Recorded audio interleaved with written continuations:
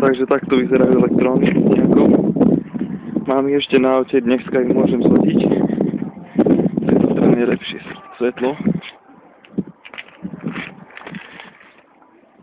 Hej, takto nejako. Ono je v podstate vidno aj tu na tomto prednom napríklad. Teraz som ho utrel, v podstate jediné, že ten les tam v podstate je. Jedna vec je pneumatiky, chcem vás upozorniť na chyby, aby som bol seriózny.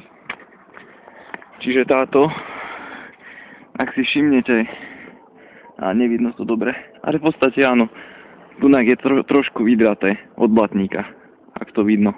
V podstate je to len kozmetická chyba, to sa dá pekne zatrieť, zašmirgľovať, to je úplne nič, to je máličko.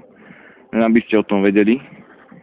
V podstate to ani nevidno, no len aby ste vedeli, čo kupujete, ak kupujete. Táto zadná je na tom najhoršie. Tunak, moment, je to jaha, tunak. Vidno, že je také vydraté úplne. Len mi v podstate seklo. Sekol som blatníkom o gumu. Z toho dôvodu dávam aj novú k tomu. Hej, tu je v podstate čisto nová. Takže tu kľudne treba obuť, ak by bolo. V podstate na tejto sa dá ešte jazdiť v pohode, to je kozmetická vada.